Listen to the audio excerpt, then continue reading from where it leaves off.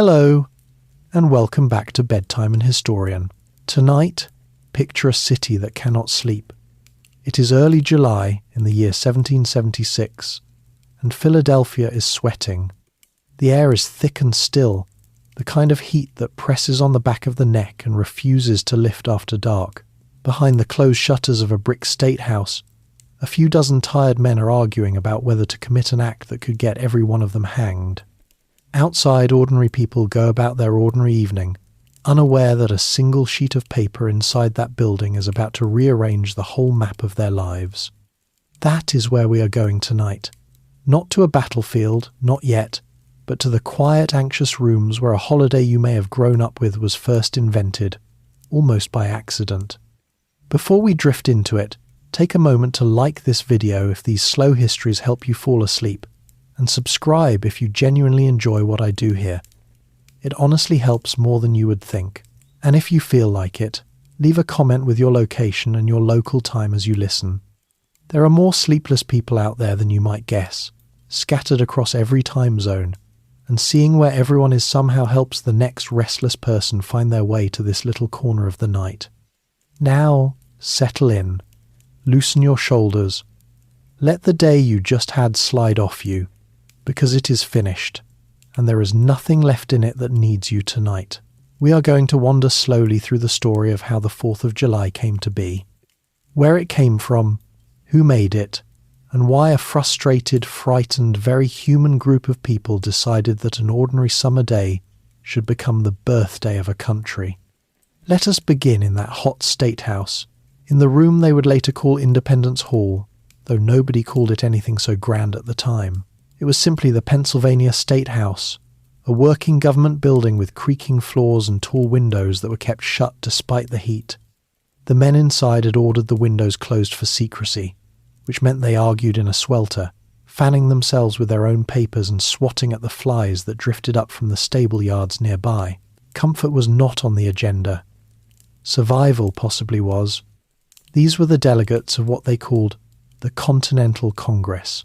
They had come from 13 separate colonies that stretched down the eastern edge of North America, from the cold harbours of New England to the warm tobacco country of the South. They did not all like each other. They did not even fully agree on what they were doing there. Some had arrived hoping to patch up a quarrel with their king and go home. Others had quietly decided, months before, that there was no going back at all. For more than a year, these colonies had already been at war with Britain, the most powerful empire in the world.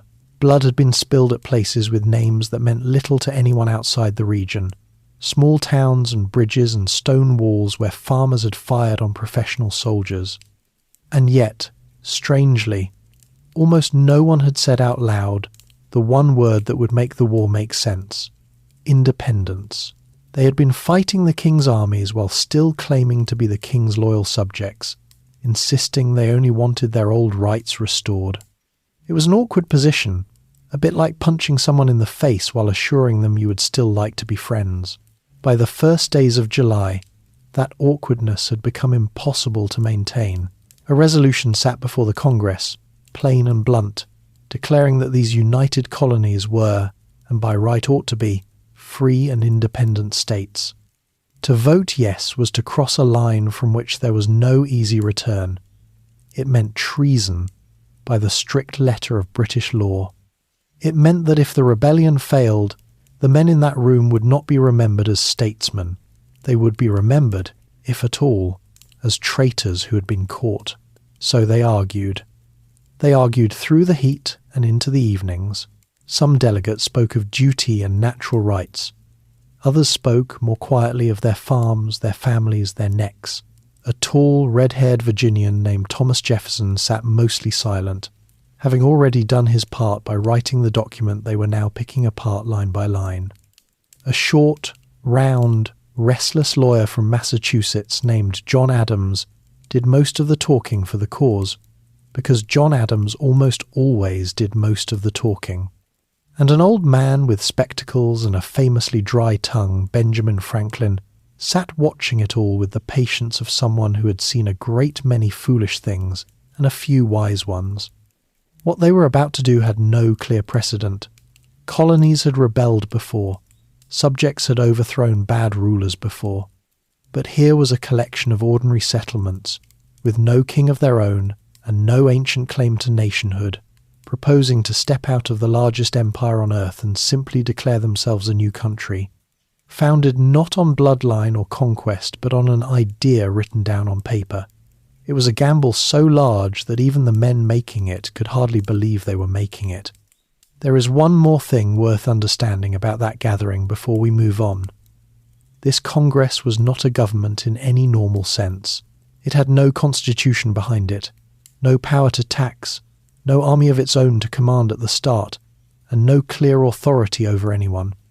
It was, in plain terms, a meeting of men who represented colonies that had agreed to talk. Whatever it decided, it could not enforce. It could only persuade, and hope that the colonies and the people would follow along, that they were about to declare a new nation into being from such a flimsy foundation, with nothing but words and nerve to back them, makes the whole thing stranger and braver than it usually appears. We will get to the famous date, and to the famous words, and to the fireworks that came much later. But to understand why that hot July mattered, we have to go backward first.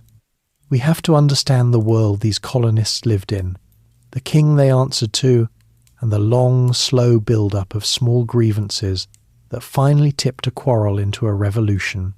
So let your breathing slow, and let us travel back a little further, to a calmer time before any of this, when the 13 colonies were simply distant outposts of a faraway crown, and no one dreamed of a holiday at all. 13 colonies, one distant king. To understand the storm, you first have to understand the calm before it, and that calm stretched on for a very long time. For most of the 1700s, the 13 colonies were not a country in waiting. They did not think of themselves as one people at all. A merchant in Boston had about as much in common with a rice planter in South Carolina as he did with a stranger in France. They were 13 separate worlds, loosely strung along the Atlantic coast, each with its own assembly, its own customs, and its own quiet sense of being the most sensible place to live.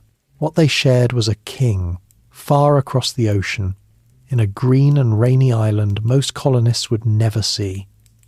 That king was George III, a young man who had come to the British throne in 1760. For the average colonist, the king was less a person than an idea, a comfortable, distant figure whose portrait hung in taverns and whose name was toasted at dinners. People felt genuine loyalty to him. They called Britain the mother country and meant it.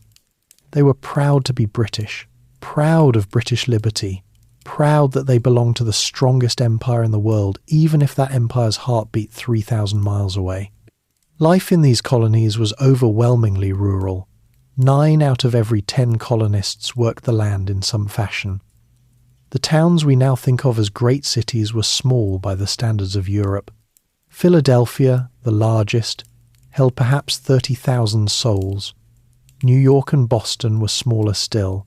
Beyond the towns lay farms, forests, and the long, contested frontier, where settlers pushed west into lands that belonged to native nations who had lived there for countless generations, and who watched the newcomers with a wary and well-earned suspicion.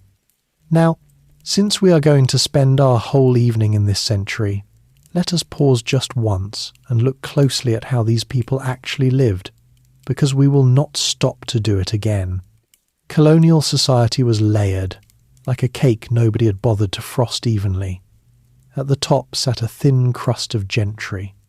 These were the wealthy planters and merchants, the men who wore powdered wigs and fine coats of imported wool, who drank Madeira wine and signed their letters with elaborate care. Their wives wore gowns of silk and brocade when they could afford it, with stays laced tight beneath. These families owned the big houses, sat in the assemblies, and considered themselves the natural leaders of everyone below them. Beneath them was a broad middle layer, the largest free portion of society. These were the independent farmers, the shopkeepers, the blacksmiths, the carpenters, the tavern keepers. They wore practical clothes of linen and homespun wool, leather breeches, simple caps and aprons. They ate plainly and heartily, bread, cornmeal, salted pork, beans, root vegetables stored through the winter, and whatever the season offered. Meat was more common on American tables than on European ones, which struck visitors from across the ocean as a sign of remarkable plenty. And here is a small thing worth knowing. These colonists drank a startling amount of alcohol, not because they were unusually merry, but because the water often could not be trusted. Cider, beer and rum flowed freely at nearly every meal, and children were given watered-down versions without a second thought. A respectable farmer might down more cider before noon than a modern person drinks coffee in a week, and consider himself entirely sober while doing it. At the bottom of this society sat those with no freedom at all. Indentured servants worked off years of labour to repay the cost of their passage across the ocean. And, far more harshly, enslaved people, most of them of African descent, were held in bondage and treated as property under the law. Slavery existed in every one of the 13 colonies, though it was heaviest in the south, where the great plantations of tobacco, rice, and indigo depended entirely on forced labour. This is the uncomfortable shadow that lay beneath all the fine talk of liberty that was about to come, and we will not pretend it was not there. The colonies governed themselves more than you might expect. Each had its own elected assembly, made up of local men who passed local laws and argued over local taxes.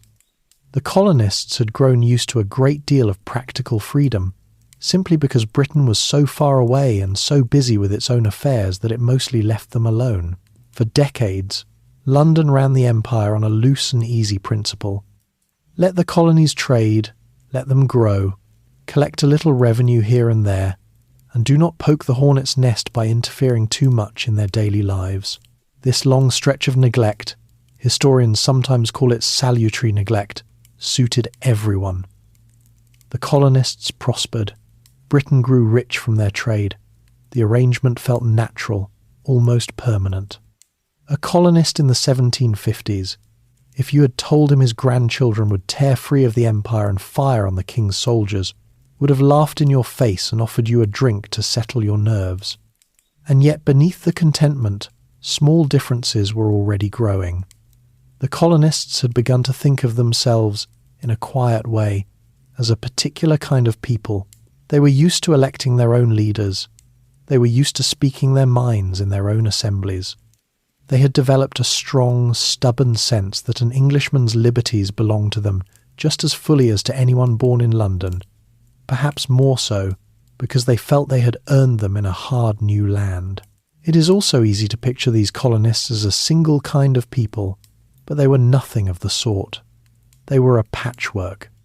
English settlers mixed with Scots-Irish frontiersmen, with thrifty Dutch families around New York, with German farmers in Pennsylvania who still spoke their own language and printed their own newspapers, with French Protestants, and with the large population of enslaved Africans whose unwilling labour held up much of the southern economy.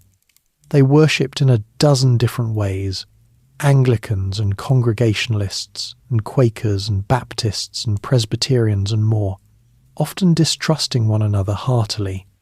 The colonies were less a melting pot than a crowded room of strangers, and the fact that such different people would eventually act together at all was nearly as surprising as the revolution itself. So the stage was set, though no one knew it. A scattered, prosperous, proud collection of colonies, deeply loyal to a distant king, governing themselves in comfortable freedom, sitting on a foundation that included both noble ideals and bitter injustice. All it would take to disturb that comfortable balance was for the faraway government to suddenly decide it wanted something from the colonies that it had never seriously asked for before: money. And as we will see next, the reason Britain suddenly needed that money was a war. A long, expensive, world-spanning war that had just been won. The cost of empire. Every revolution has a bill that came due, and the American one was no different. To find where the trouble truly began, we have to look not at a tax, but at a war that ended 13 years before the Declaration was written. It was a war the colonists had largely cheered for, and even fought in, and it ended in a triumph so complete that it planted the seeds of everything that followed. The conflict had many names. In Europe they called it the 7 Years' War. In the colonies they called it the French and Indian War, because the enemy was France and its native allies. It was, in many ways, the first truly global war, fought across North America, Europe, the Caribbean, and even India. For our story, what matters is the North American piece, where British and colonial soldiers struggled with the French for control of the vast interior of the continent, the forests and rivers beyond the Appalachian Mountains. It was a long and brutal fight, and for years it went badly.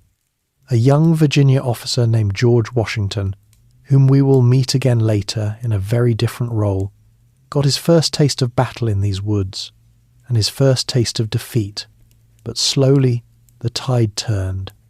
Britain poured men and money into the war, and by 1763 it had won an enormous victory.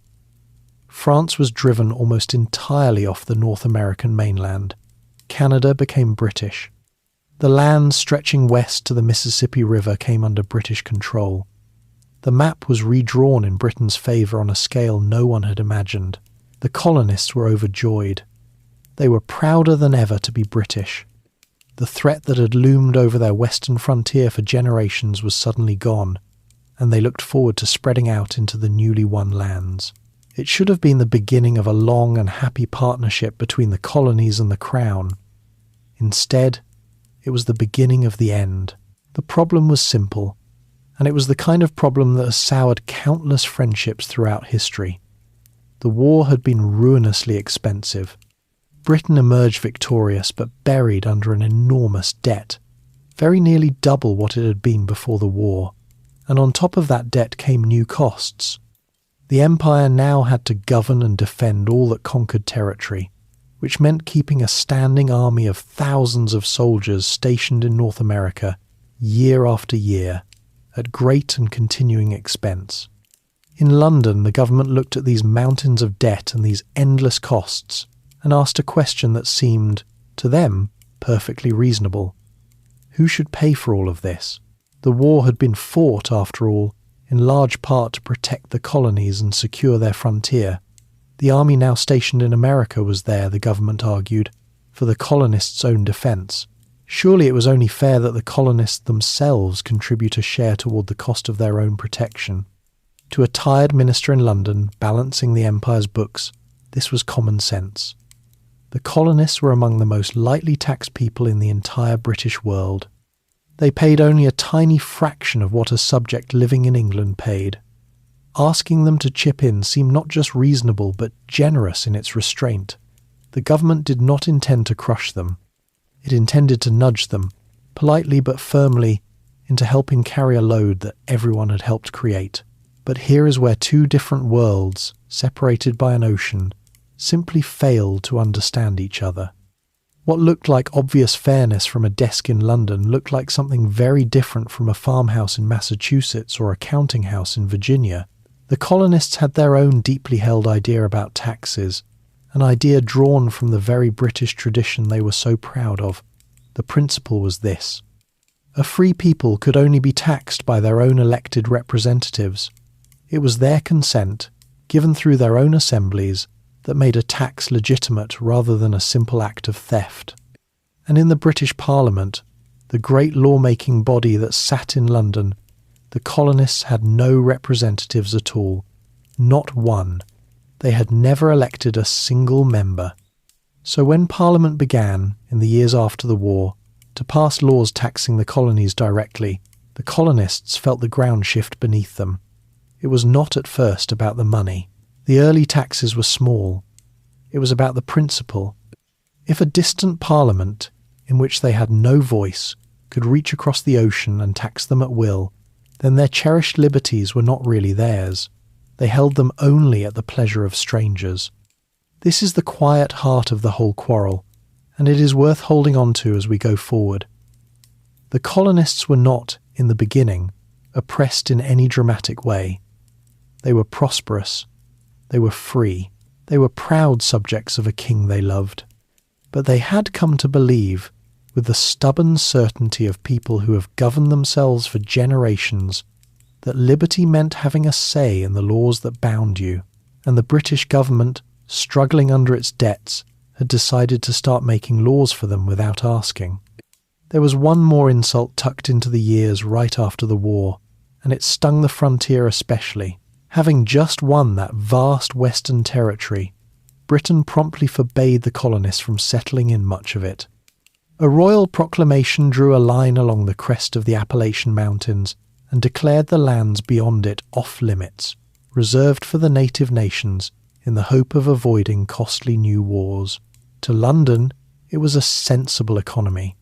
To the colonists who had fought and bled for that land, and who hungered to move west onto it, it felt like a door slammed in their faces by the very government they had just helped. The promise of the war's reward had been quietly taken back. The first real test of this principle was coming. The government in London would soon pass a tax unlike any before it, one that touched nearly everyone in the colonies, from the lawyer to the printer to the tavern keeper buying his playing cards. It was called the Stamp Act, and when it arrived, the colonists would discover, to their own surprise, just how angry they could become.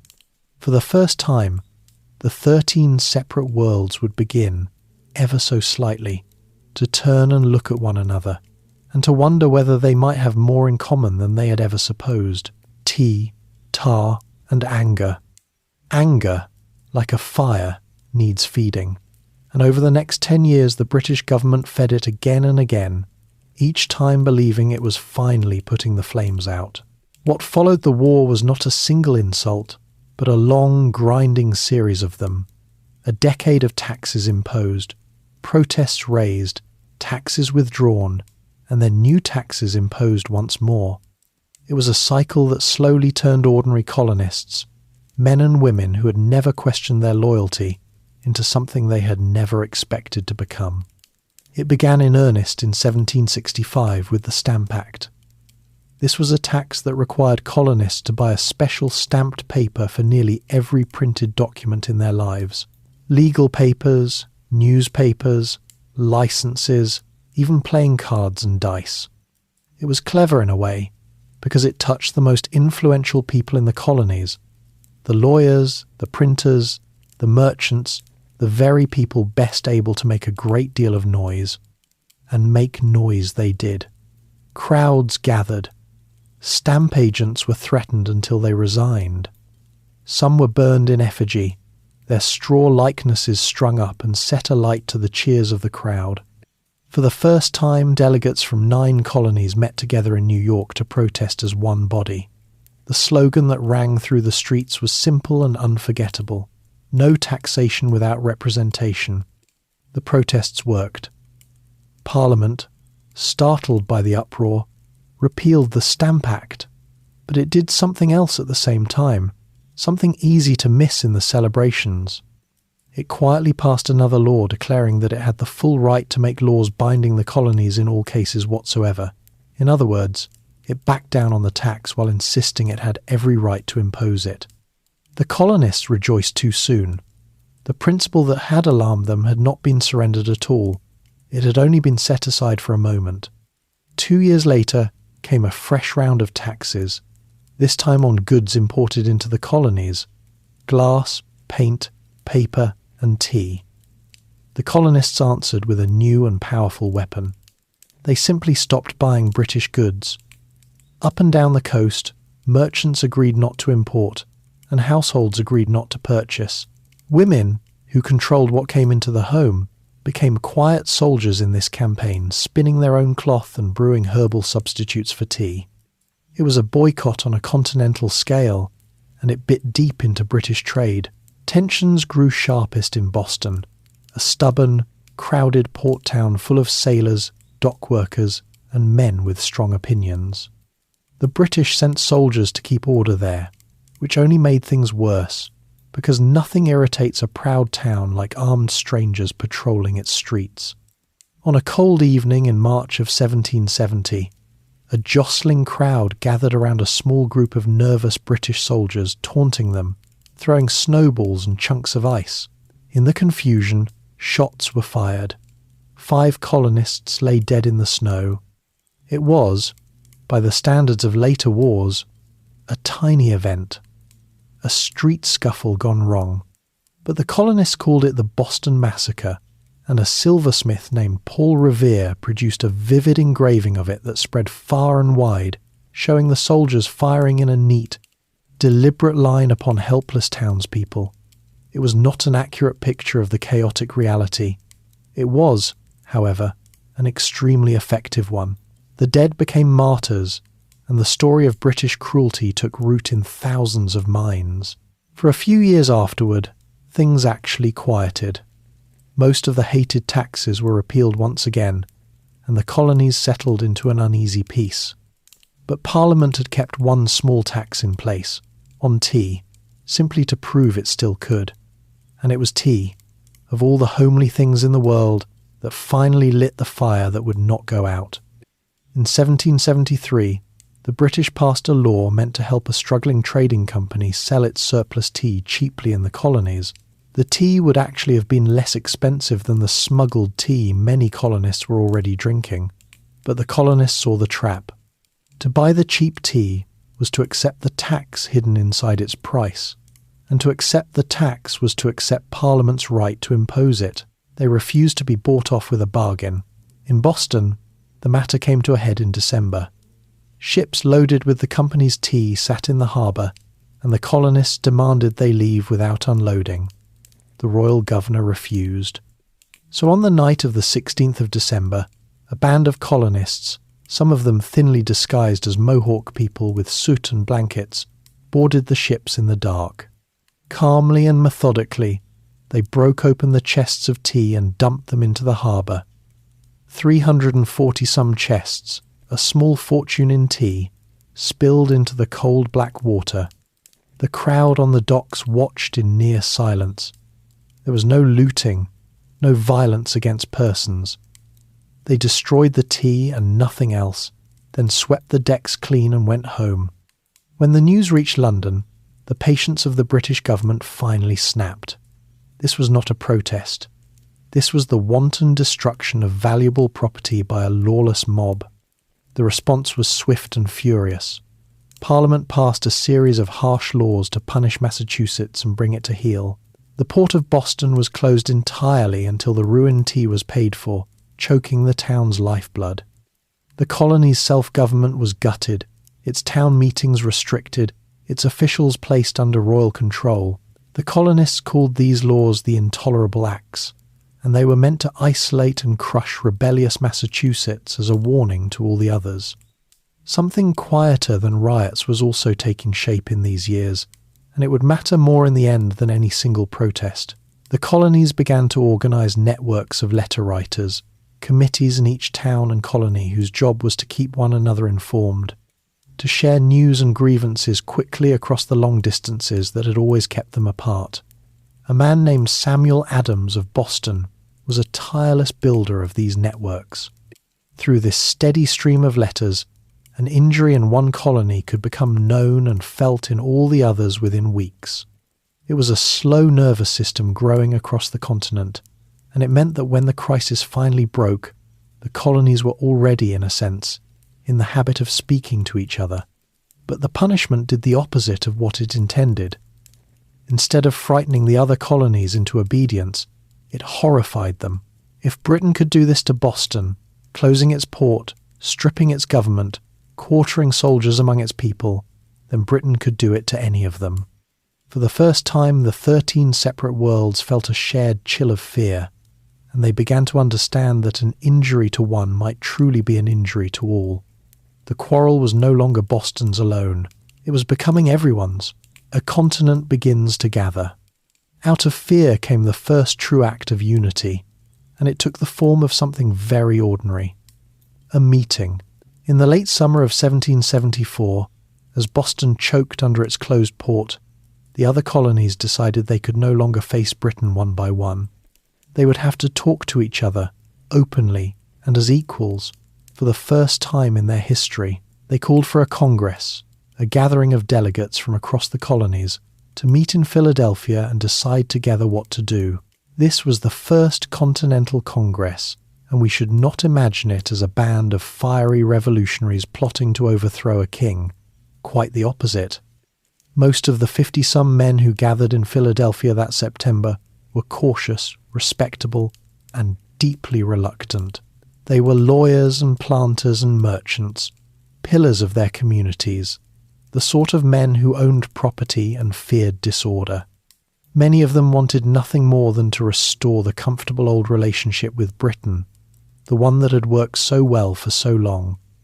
They had come not to break the empire, but to repair it. Yet simply by gathering, they did something revolutionary, whether they meant to or not. 12 of the 13 colonies sent delegates. Only distant Georgia stayed away, and even it would soon join the cause. Men who had never met, who came from regions with little in common, now sat together in the same room and discovered, to their surprise, that they could work together. They were strangers learning, cautiously, to become colleagues. The Virginian found he could speak the same language of liberty as the New Englander. The Southerner and the Northerner, so different in manners and interests, found a common grievance large enough to hold them both. They argued, of course. Some delegates wanted bold defiance. Others wanted careful, respectful petitions. A few wished they had stayed home. But in the end, they reached agreement on several measures that pushed the colonies further down the road than most of them had intended to travel. They drew up a formal list of their rights and their complaints, addressed to the king, insisting on the liberties they believed were theirs as British subjects. They wrote earnest appeals asking him to intervene on their behalf against his own parliament. And they did one thing that carried real teeth. They agreed to a sweeping boycott of British goods, far stronger than any before, and they created local committees throughout the colonies to enforce it. These committees would watch their neighbours, name those who broke the boycott, and shame or pressure them into compliance. It was a quiet but profound shift. The colonists were no longer just protesting British authority. They were beginning, in small everyday ways, to govern themselves outside of it. A man who obeyed the local committee rather than the royal governor had, without quite realizing it, started to transfer his loyalty from one to the other. Before they went home, the delegates agreed on something that revealed how serious matters had become. They would meet again the following spring, if their grievances were not addressed. They could feel, even the most hopeful among them, that the crisis was not going to simply fade away. They were preparing, almost against their own wishes, for the possibility that talking might not be enough. Meanwhile, far across the ocean, King George III and his ministers were reading the colonists' careful, respectful petitions with mounting irritation rather than sympathy. To the colonists, these documents were heartfelt pleas from loyal subjects. To the king, they looked like the demands of an unruly mob dressing up its defiance in polite language. He had no intention of backing down. In his eyes, the colonies were testing his authority, and authority that is tested and not defended is authority that crumbles. The blows must come down harder, he believed, not softer. This was the tragic misunderstanding at the centre of the whole affair. Both sides thought they were being reasonable. Both sides thought the other was being unreasonable.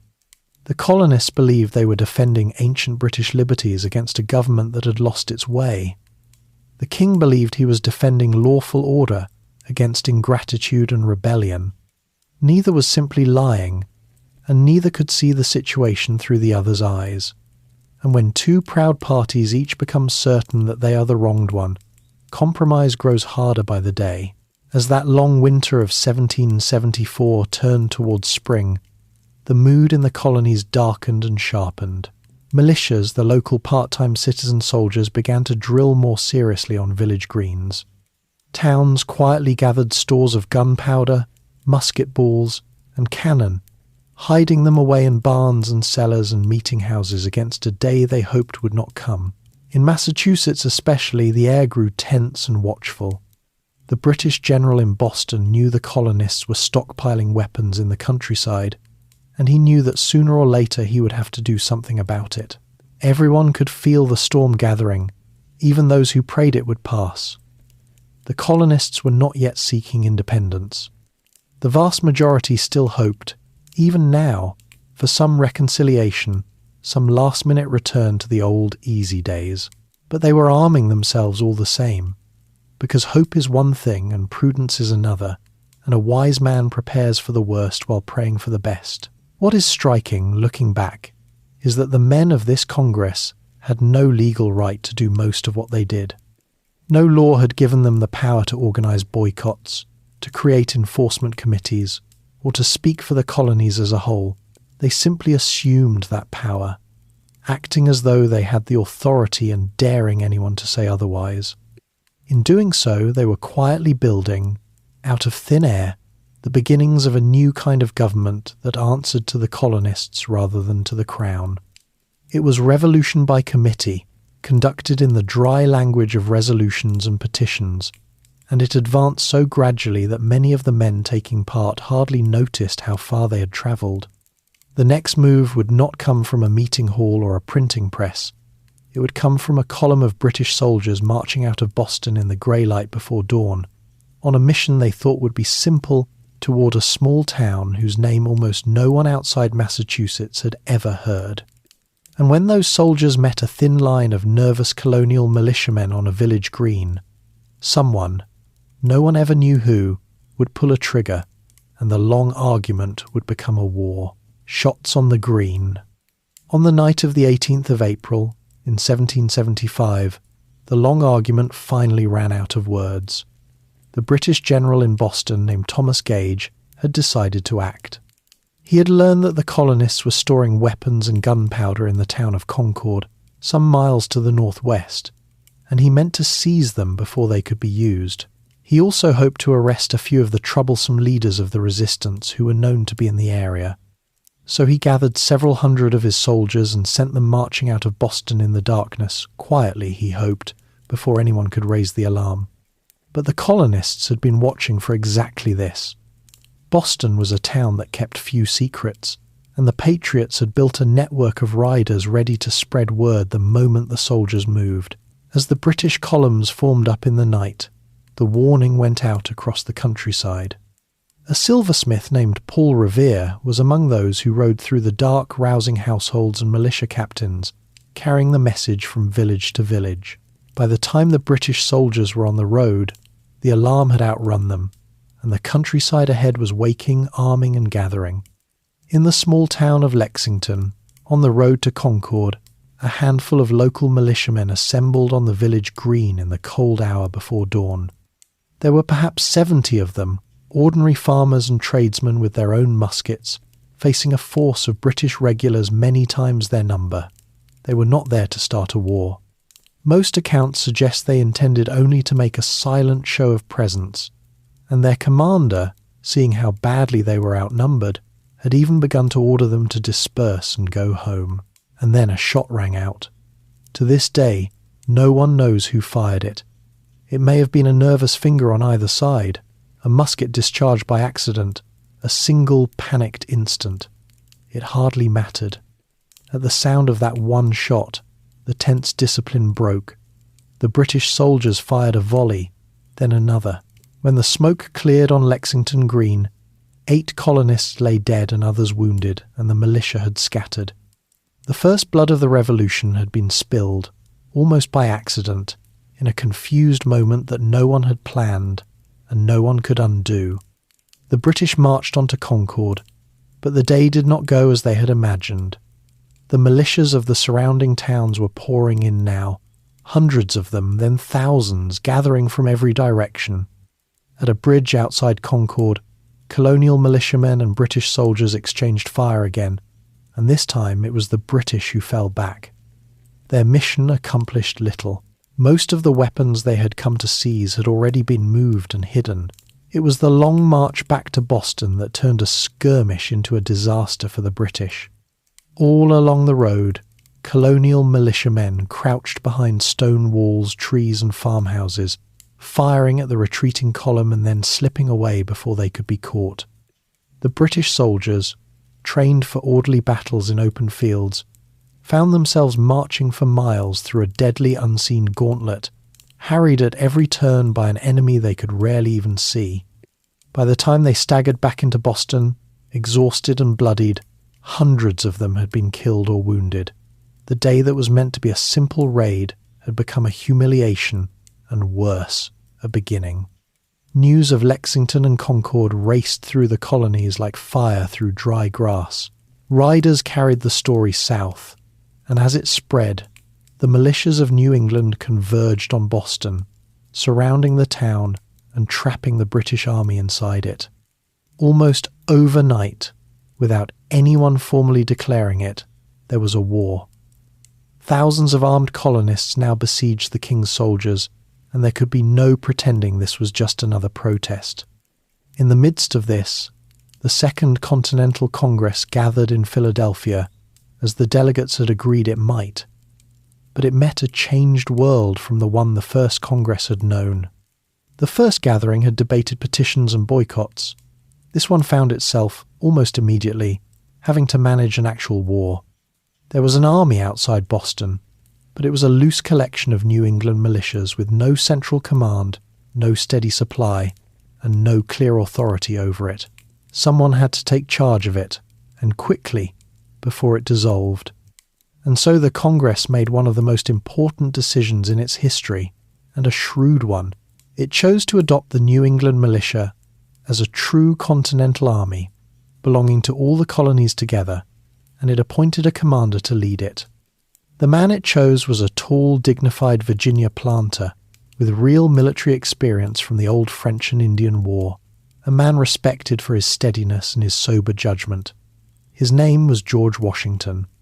By giving command to a Virginian, the Congress made sure this was not just a New England fight, but a fight for all 13 colonies, binding the regions together in a single cause. Washington accepted the command gravely, refusing any salary, and rode north to take charge of an army he had never met in a war no one had quite declared. Even now, in the summer of 1775, with armies in the field and men dying, the colonists had still not asked for independence. It is one of the strangest features of the whole story. They were waging open war against the king's troops, while continuing to insist they were the king's loyal subjects, fighting only to defend their rights against his wicked ministers. The Congress even sent one more humble petition across the ocean, begging the king for reconciliation, a last desperate reach for peace. One early battle deserves a moment of its own, because it taught both sides a hard lesson. In June of 1775, the colonists fortified a hill overlooking Boston, and the British attacked it head-on in the summer heat. The colonial militia held their fire until the redcoats were almost upon them, then poured volley after volley into the advancing ranks.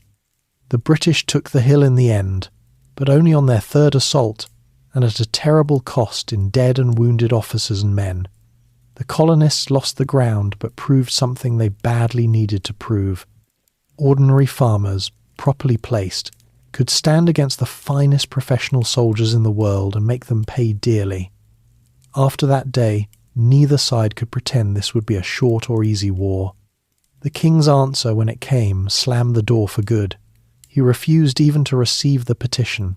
Instead, he formally declared the colonies to be an open rebellion, and he set about hiring foreign soldiers to help crush them. To the colonists, this was the moment the spell finally broke. The king they had loved, the father figure they had appealed to again and again, had branded them rebels and traitors and prepared to make war on them in earnest. If he would not be their protector, then what exactly were they still loyal to? The question, once unthinkable, now hung in the air over every household in America, waiting for someone bold enough to answer it out loud. Common sense, common cause. Sometimes a revolution waits for the right words, and in the cold January of 1776, the right words finally arrived. They came not from a famous statesman or a general, but from a recently arrived immigrant, a failed corset maker and tax collector from England named Thomas Paine. He had landed in Philadelphia only about a year before, carrying little but a sharp pen and a gift for plain speech.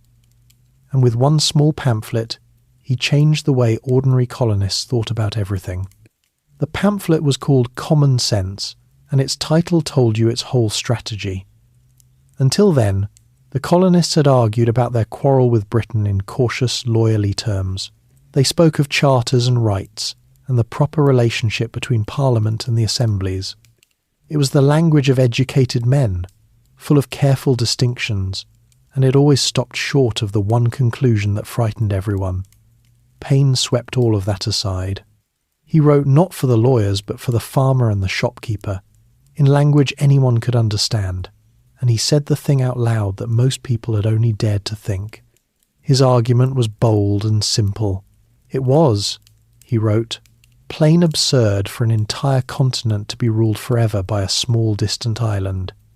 It was unnatural for the larger to be governed by the smaller. And the whole idea of monarchy itself, the notion that one family should rule over others by right of birth, was, he argued, a foolish and corrupt thing, dressed up in false glory. Why should anyone bow to a king simply because his ancestors had once seized power? Paine mocked the very idea that the colonists owed loyalty to George III, and he did it in words so clear and so cutting that they could not be unread. Reconciliation, Paine insisted, was a fantasy. The blood already spilled at Lexington and Concord could not be wiped away with apologies. It was time, he said, to stop talking about restoring the old relationship and to start talking about building something entirely new. America, he wrote, had it in her power to begin the world over again, to create a free republic governed by its own people rather than by a distant crown. It was a thrilling, almost dizzying idea, and he made it feel not just possible but obvious. The effect of the little pamphlet was extraordinary. It sold in numbers almost impossible to imagine for the time, passing from hand to hand, read aloud in taverns and around firesides, and from pulpits, until it seemed half the colonies had encountered it. For a population of only a few million, it reached a scale that would stagger a modern publisher. Paine refused to take any profit from it, wanting the message to spread as widely and cheaply as possible. And spread it did, carrying the once unspeakable word, independence, into ordinary conversations everywhere. What Common Sense did, more than anything, was give people permission. It took the secret thought that many had been quietly nursing and turned it into a respectable public position. Men who had been ashamed to even consider breaking with the king now found their private doubts spoken aloud in print, argued with confidence and wit. The pamphlet did not create the desire for independence so much as it unlocked it, releasing a feeling that had been building for years but had never quite found its voice. Through the early months of 1776, the mood shifted steadily. In one colony after another, local assemblies and conventions began, cautiously at first, and then more boldly, to instruct their delegates in the Continental Congress that they would support a break from Britain if it came to that. The ground was moving beneath the feet of the cautious men in Philadelphia. The question was no longer whether independence was thinkable, it was whether the Congress would catch up to the people it claimed to represent. Still, it was a wrenching thing to face. We should not let the eventual outcome fool us into thinking the decision was easy or obvious to those living through it. To declare independence was to abandon every familiar certainty. It meant turning against the only government most of them had ever known. It meant betting their lives, their fortunes, and the safety of their families on the slim chance that a collection of farmers and shopkeepers could defeat the most powerful military on earth. Many thoughtful, patriotic people still believed it was madness, a leap into darkness that would end in ruin and the hangman's rope. And not everyone came along at all. It is easy looking back to imagine that all the colonists marched together toward independence, but that was never true. A large portion of the population remained loyal to the king, by conviction or by caution. These were the loyalists, sometimes called Tories, and they included people from every walk of life, farmers and merchants and officials and clergymen who could not bring themselves to take up arms against their lawful sovereign. Others simply wished to be left alone, hoping to wait out the storm without choosing a side. The revolution, we should remember, was as much a bitter quarrel among neighbours as it was a war against a foreign power. Not everyone who agreed with Paine admired him. John Adams, who wanted independence as fervently as anyone, found the pamphlet's tone reckless and its ideas about government dangerously simple. He worried that Paine was very good at tearing down a monarchy, but had given little serious thought to what should be built in its place. It is a revealing disagreement. The revolution was never a single mind moving as one. It was a crowd of strong-willed people who happened to be pushing, for their own different reasons, in roughly the same direction. Paine lit the fire under the public. Men like Adams would have to worry about what to do once the old order had burned away. But the tide was now running strongly in one direction, and it was gathering speed. The arguments had been made. The blood had been spilled. The king had refused every appeal. The pamphlet had spoken the unspeakable, and the people had read it and nodded. By the late spring of 1776, the great question could no longer be put off. The delegates gathered in Philadelphia would have to decide, formally and for the record, whether 13 colonies were going to become 13 states, bound together into something the world had never quite seen before. And to make that decision real, they would need not just a vote, but words. Words grand enough and clear enough to explain to a watching world why they were doing this astonishing thing. The task of finding those words was about to fall to a quiet young man who would rather have been almost anywhere else. 5 men and a page. In June of 1776, the moment of decision arrived in the form of a single sentence read aloud in Congress. A delegate from Virginia named Richard Henry Lee rose and proposed a resolution that left no room for misunderstanding. These united colonies, he declared, were, and of right ought to be, free and independent states, absolved of all allegiance to the British crown.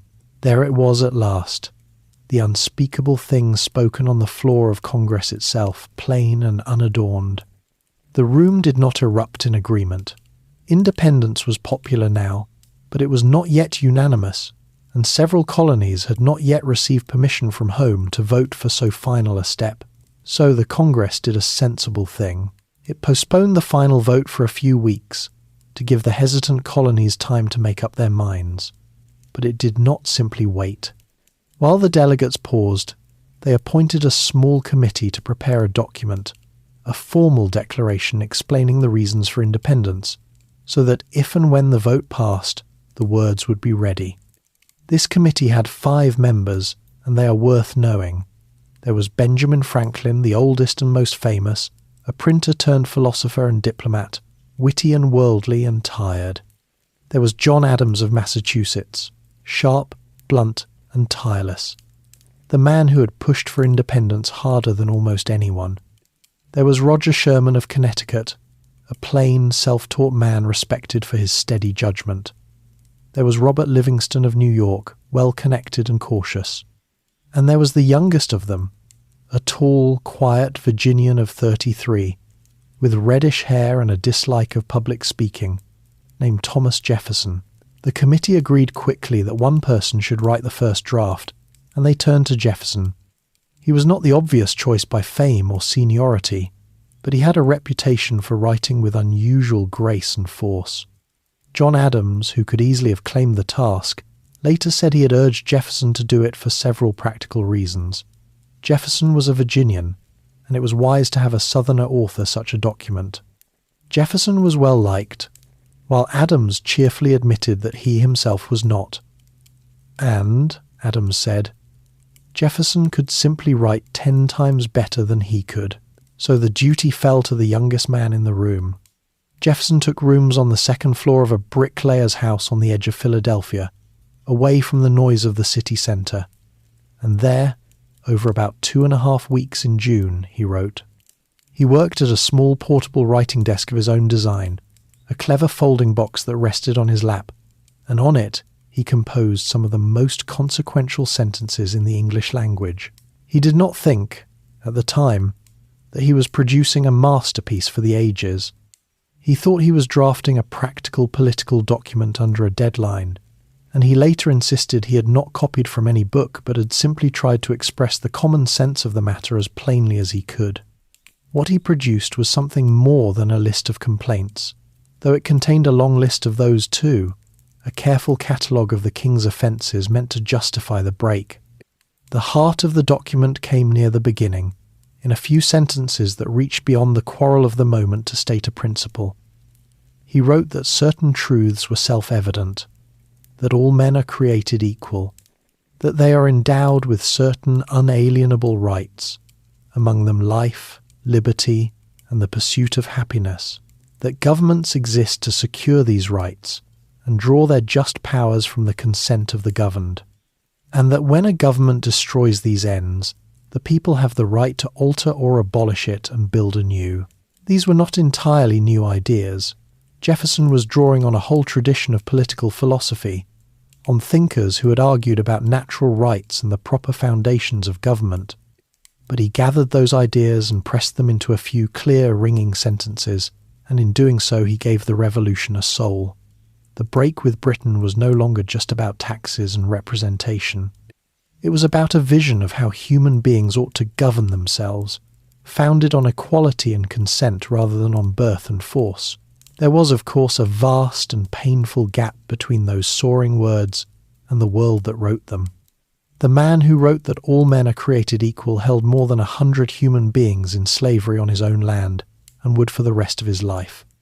The new nation about to be born would carry that contradiction at its very heart, and it would take a terrible civil war, nearly a century later, and long struggles after that, to even begin to close the gap between the promise and the practice. The words reached far higher than the men who wrote them could yet climb, but the words were now written down, and once written, they could be held up forever as a standard, a measure against which the nation could be judged, and found wanting, and pushed to do better. There is one cut the Congress made that history has never stopped discussing. In his original draft, Jefferson had included a long, angry passage blaming the king for the slave trade itself, condemning the cruelty of carrying human beings across the ocean in chains. It was a strange passage, coming from a man who himself held people in slavery, and it placed all the blame on the distant crown rather than on the colonists who bought and sold. But the Congress struck it out entirely. Delegates from colonies whose wealth depended on slavery would not allow it to stand, and so the new nation's founding statement said nothing at all about the institution that most deeply contradicted its words. The silence was deliberate, and it would echo for generations. When Jefferson finished his draft, the committee read it over and made a few changes, Franklin and Adams suggesting small improvements here and there. Then, they brought it before the full Congress. And this is where Jefferson's ordeal truly began, because the Congress, as legislative bodies always do, could not resist editing. For 2 days they went through his careful prose, cutting, trimming, and altering, striking out passages they found too strong or too risky. They cut roughly a quarter of his words. Jefferson sat through it in silent misery, wincing at each change to his beloved sentences, convinced they were ruining his work. Old Benjamin Franklin, sitting beside him and seeing his distress, leaned over and told him a gentle, rambling story to take his mind off the butchery, the sort of kindness one offers a young man watching strangers rearrange his furniture. Jefferson never quite forgave the Congress for its edits, and for the rest of his long life he would point out, to anyone who would listen, exactly which fine passages they had cruelly removed. The vote that changed everything. While Jefferson nursed his wounded pride over the edited prose, the real drama was unfolding in the votes themselves, and the outcome was far from certain. The first days of July, in 1776, were not a celebration. They were a tense, sweltering, sleepless stretch of bargaining and arm-twisting, as the supporters of independence tried to make sure that when the moment came, the colonies would speak with one voice rather than a divided mutter. Unanimity mattered enormously. A declaration of independence supported by only some of the colonies would be weak, even laughable, an invitation to the British to pick them off one at a time. The colonies needed to stand together or they would surely fall apart. But several delegations were still hesitant or outright opposed, and the men driving the cause, John Adams chief among them, spent those days working every angle to bring the doubters around. The hardest cases were the middle colonies, especially Pennsylvania and Delaware, and New York, where many delegates feared the break was premature and ruinous. Some of these men were not cowards or traitors. They simply believed, with real conviction, that declaring independence now, with the war going badly and no foreign allies in sight, was to gamble everything on a hopeless throw. They wanted more time, more certainty, more preparation. Theirs was the voice of caution, and caution is not always wrong, even when it loses. On the 2nd of July, the Congress took the great vote on Lee's resolution, the one that actually declared independence. And through a combination of persuasion, absence, and last-minute changes of heart, the supporters got their way. 12 of the 13 colonies voted yes, with New York abstaining for the moment because its delegates had not yet received instructions, though it would soon add its agreement. Not a single colony voted no. The deed was done. On the 2nd of July, the Continental Congress formally resolved that the United Colonies were free and independent states. It was this vote, on the 2nd, that was the true legal birth of American independence, and John Adams knew it. The very next day, he sat down and wrote a letter to his wife Abigail, bursting with excitement and prophecy. The 2nd of July, he declared, would be the most memorable day in the history of America. He predicted that future generations would celebrate it as a great festival, with parades and games and bonfires and illuminations from one end of the continent to the other, forever after. He was magnificently, completely right about the celebration, and off by exactly 2 days about the date.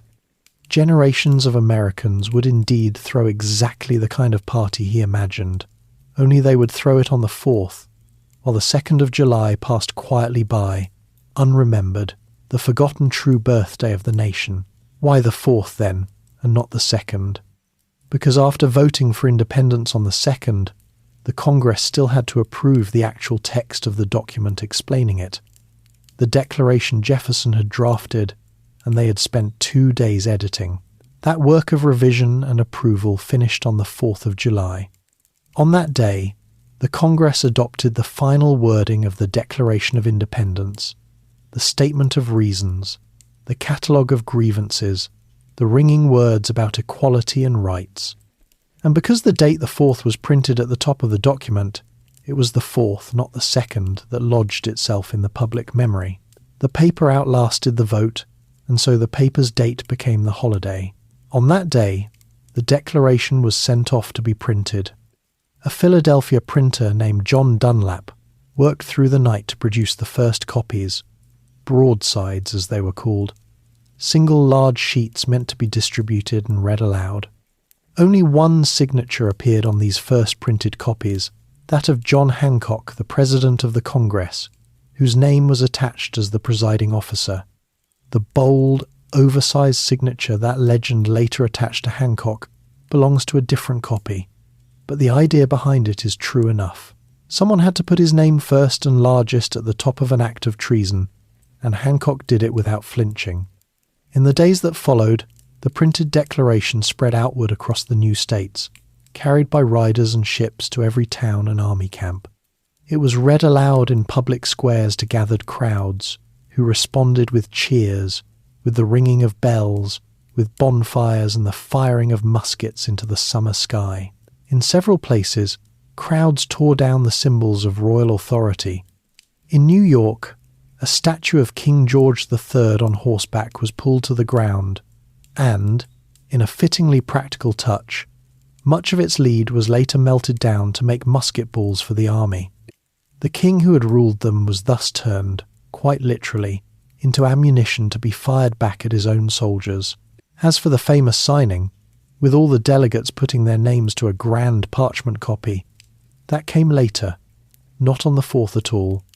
The formal, handwritten document that we now treasure the one with the long column of signatures, was mostly signed on the 2nd of August, nearly a month after the adoption. Some delegates signed even later than that. The image we carry in our minds of all the founders gathered solemnly on the 4th of July to sign together in a single dramatic moment is a beautiful picture, and almost entirely a myth. The reality was messier, slower, and spread across many days, as reality usually is. The vote came down, in one case, to a single exhausted rider. The delegation from Delaware was split, one man for independence and one against, which left the colony deadlocked and unable to vote yes. The deciding delegate, a sick man named Caesar Rodney, was miles away in Delaware on other business. Summoned in haste, he rode through a stormy night, 80 miles or so on horseback, through rain and thunder, to reach Philadelphia just in time to cast his vote and tip his colony into the yes column. It is a small story, but it captures how narrow and human the whole thing was. A continent's future turned, in part, on whether one ailing man could stay in the saddle through the dark, but the essential thing was settled. By the 4th of July, 1776, 13 colonies had become, in their own declaration at least, 13 free states, joined together and standing against an empire. They had written down their reasons for all the world to read. Now came the truly hard part, the part that no document could decide. Words on paper, however fine, do not by themselves make a nation. The Declaration was a promise, and promises must be kept, or they mean nothing.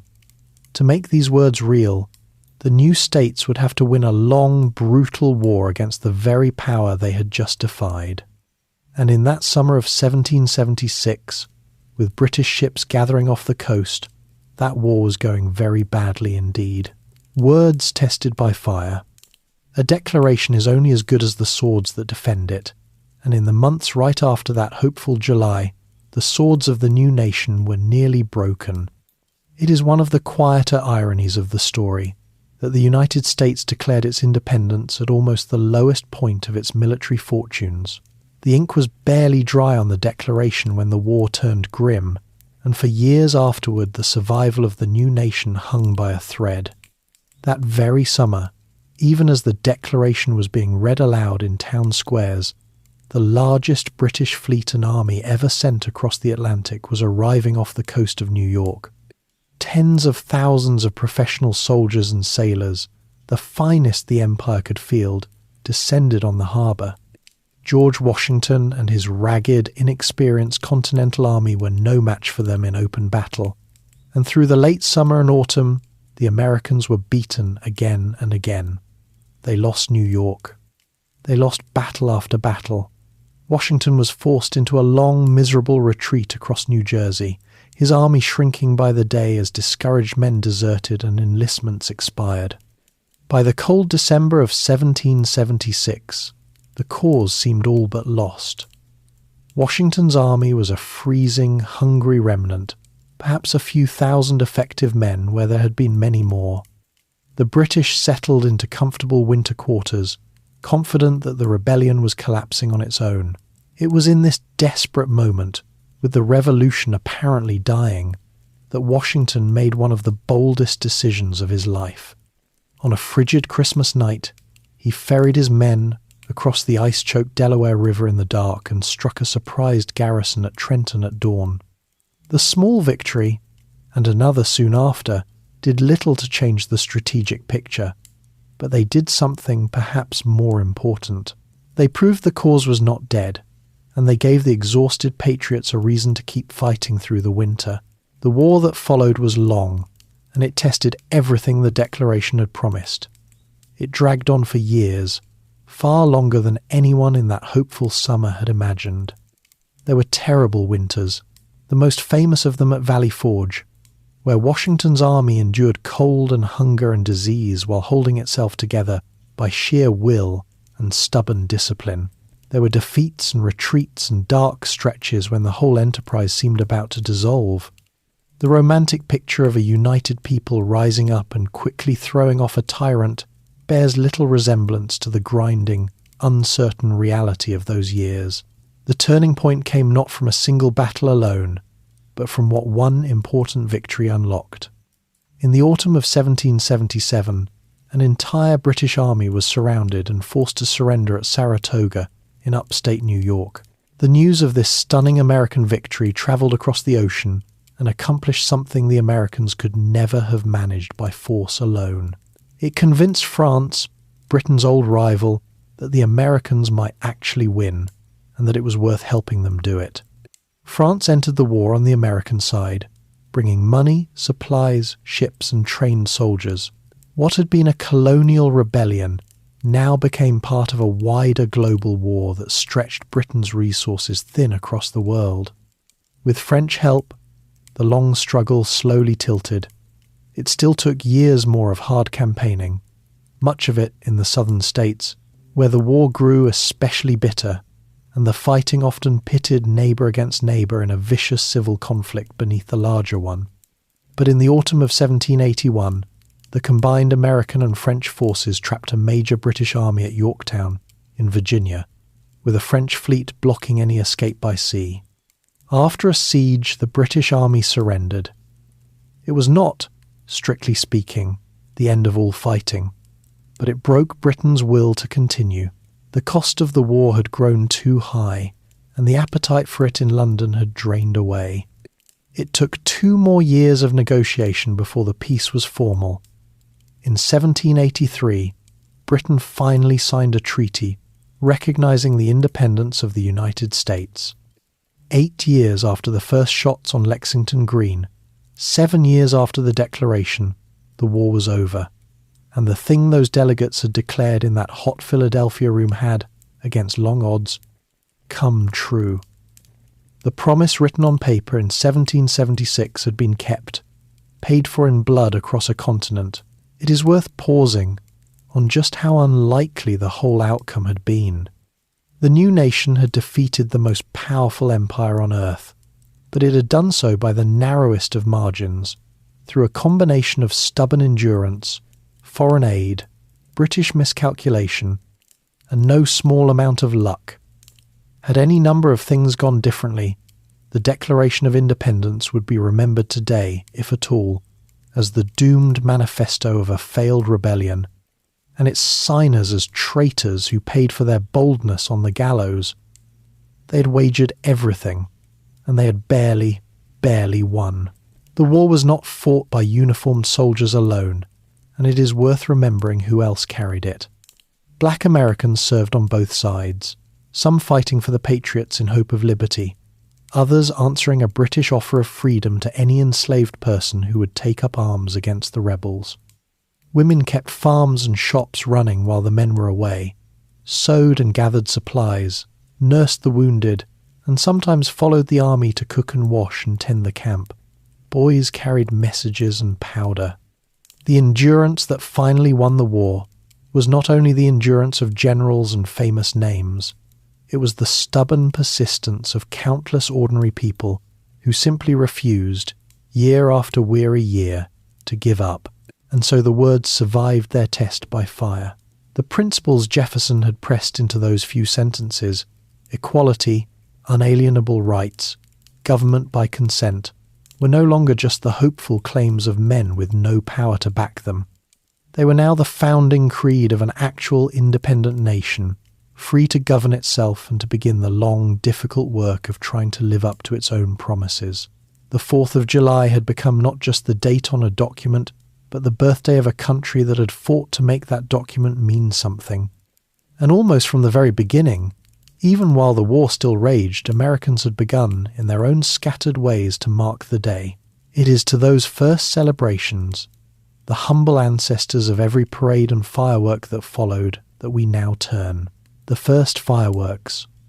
Long before the 4th of July became a settled national tradition, it was a rough and joyful improvisation, invented year by people who simply felt the day deserved a celebration. The holiday, we know, with its fixed rituals, did not arrive fully formed. It grew, slowly and unevenly, out of the spontaneous parties of a young and uncertain nation. The very first anniversary came in 1777, while the war was still going badly and the outcome remained anyone's guess. In Philadelphia, the city where it had all been declared, people decided to mark the first birthday of independence with a celebration anyway, perhaps because a struggling cause needs its festivals even more than a secure one does. There were bells and bonfires, ships in the harbour were decorated, cannons and muskets were fired in salute, and, fittingly, there were fireworks, a display of lights bursting over the city in the summer night. The pattern that John Adams had imagined in his letter to Abigail was already taking shape, parades and guns and illuminations, just as he had predicted, only on the wrong date. In those early years, the celebrations were often loud, patriotic, and a little chaotic. Towns marked the day with the firing of cannon, frequently 13 rounds, one for each of the original states. There were public readings of the Declaration itself, so that the words could be heard aloud by crowds gathered in the summer heat. There were processions, militia parades, the ringing of church bells and bonfires after dark. There were toasts, a great many toasts, raised at public dinners to liberty and to the new nation, and to anyone the gathered company happened to admire. Given what we learned earlier about how freely the period drank, we may safely assume that more than a few of these patriotic celebrations ended with the celebrants considerably more patriotic and considerably less steady than when they began. For a surprisingly long time, though, the 4th of July was not the smooth, unified national holiday we might imagine. In the decades after the Revolution, the young country was deeply divided by fierce political quarrels, and the two emerging political factions sometimes held rival, competing celebrations on the same day, each claiming to be the true heir of 1776. The holiday could be as much a stage for argument as for unity. It took time for the 4th to settle into a day that nearly all Americans could share without squabbling over who owned its meaning. The celebration also became, over the years, a way for a new and rootless nation to give itself a history. The United States was a young country, assembled from many different peoples, and lacking the ancient kings, cathedrals, and legends that older nations leaned on for their identity. So Americans built their sense of shared belonging around events like the 4th, around the founding documents and the founding generation, weaving them into something close to a national scripture. The signers became revered figures. The Declaration became a sacred text. The day became holy ground in the calendar, a yearly reminder of where the nation believed it had come from and what it believed it stood for. A strange and moving thing happened that helped seal the day's special place in the American imagination. On the 4th of July in 1826, exactly 50 years to the day after the Declaration was adopted, two of its central figures died, within hours of each other. Thomas Jefferson, who had written it, and John Adams, who had fought hardest for it, had been rivals and then friends across their long lives. Both old men, by some extraordinary coincidence, breathed their last on the very anniversary of the document that had bound their fates together. Adams, on his deathbed and unaware, is said to have murmured that Jefferson still lived, not knowing that his old friend had died a few hours earlier in Virginia. To a young nation hungry for meaning, this seemed almost too perfect to be chance. It felt like a kind of blessing laid upon the day, and it deepened the sense that the 4th of July was something more than an ordinary date. As the country grew and spread westward across the continent, it carried the 4th of July with it. Frontier towns barely a year old would still pause to mark the day, reading the Declaration, firing whatever guns they had, gathering for a shared meal. Immigrants arriving from distant lands learned to celebrate it as a way of becoming American, of claiming a place in the national story even though their own ancestors had played no part in the original events. The holiday became a thread that could stitch newcomers into the fabric of the nation, a ritual of belonging open to anyone willing to take it up. The familiar shape of the modern celebration came together gradually over the 1800s.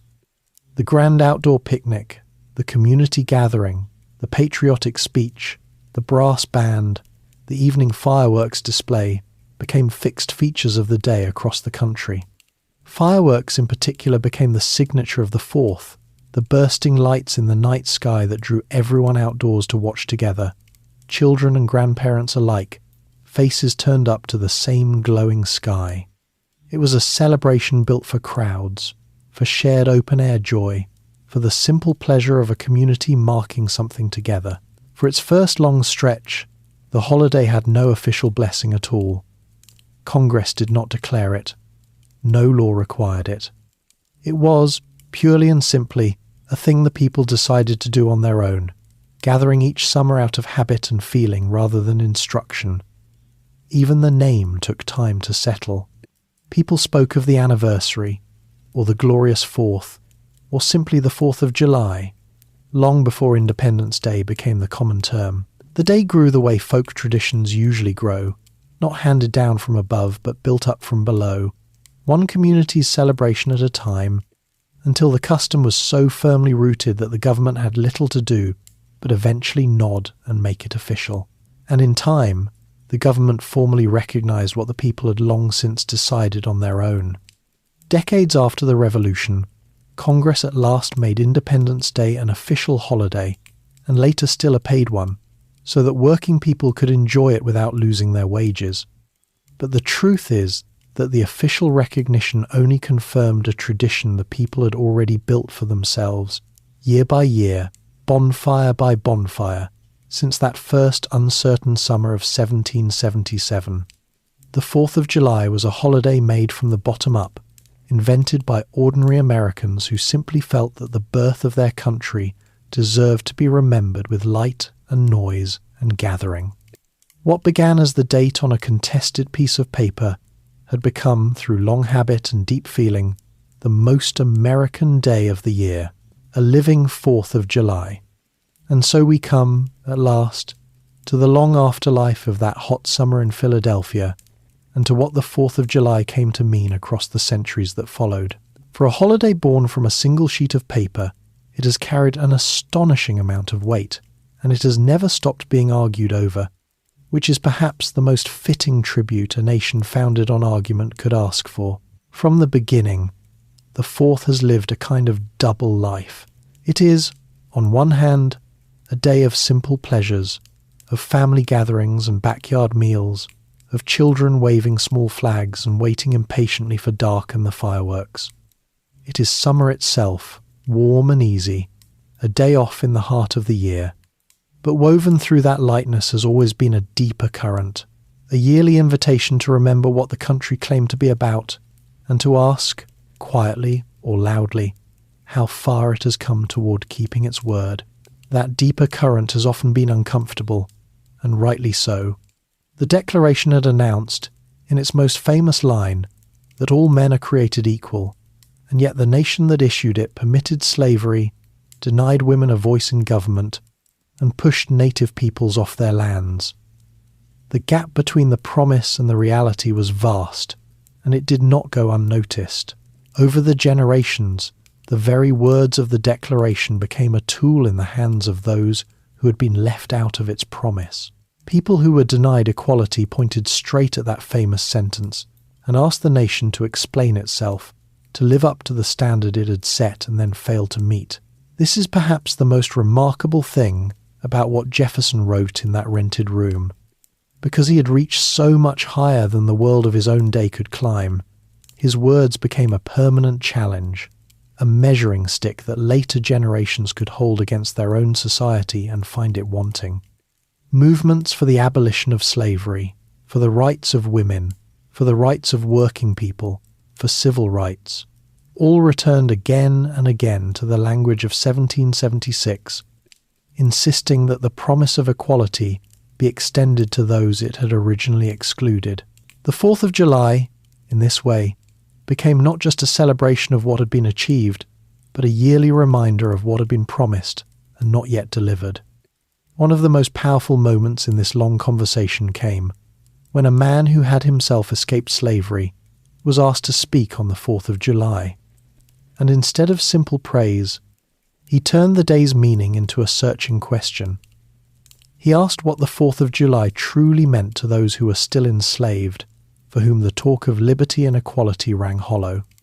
It was a hard and honest challenge, delivered on the nation's proudest day, and it captured the strange power of the holiday. The 4th has always been large enough to hold both celebration and protest, both pride in the ideal and shame at the failure to reach it. A lesser founding document would have been quietly forgotten. This one keeps being thrown back in the nation's face by its own children, demanding better. Across 2.5 centuries, the celebration itself has changed with the country. The cannon salutes of the early years gave way to municipal fireworks displays.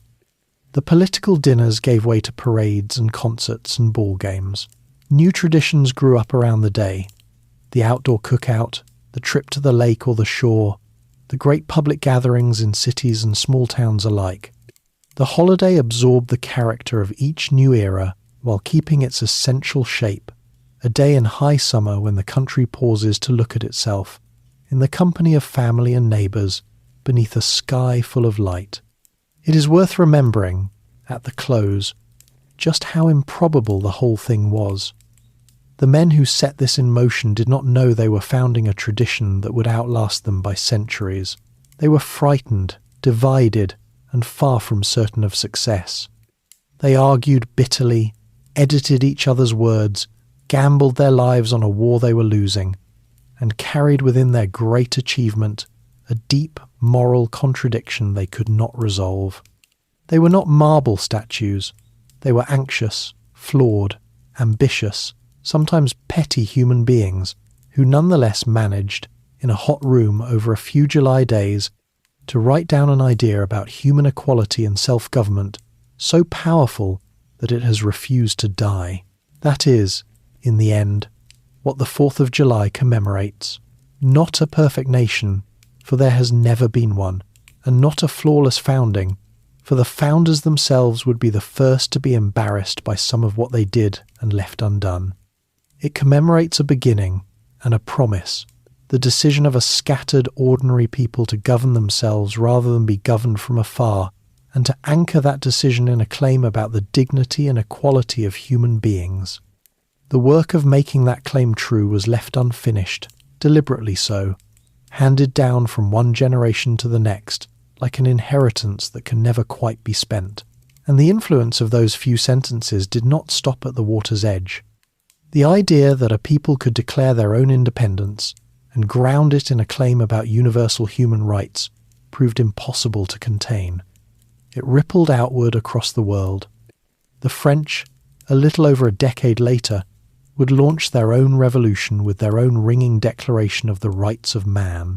In the centuries that followed, peoples on nearly every continent, throwing off empires and demanding self-government, would reach for the same language of equality and consent, sometimes quoting the American document almost word for word. What a handful of colonists wrote to justify their own rebellion became, without their ever intending it, a template that others would borrow again and again. So tonight, when you picture the 4th of July, perhaps you will see past the fireworks and the flags to that closed, sweltering room in 1776, where a few tired men argued through the heat and decided to risk everything on a few well-chosen words. They could not have imagined the parades that would follow, or the long arguments their words would start, or the millions who would one day claim those words as their own. They only knew that they had reached a point of no return, and that they had to explain themselves to the world. They did, in language that outlived them all, and every year, on the 4th day of July, the country they began pauses to remember the day it decided to be born. And there we will let it rest. Are you still awake? If you are, that is all right. You can let your eyes close now. There is another video waiting for you on the screen whenever you are ready to drift a little further, and it will keep the quiet going. If you enjoyed this one, feel free to like and subscribe, or share a thought below in the comments, since it helps these slow histories find the next sleepless person. For now, though, you have nothing left to do. Let your body grow heavy, let your breathing slow, close your eyes and rest. Good night, and sweet dreams.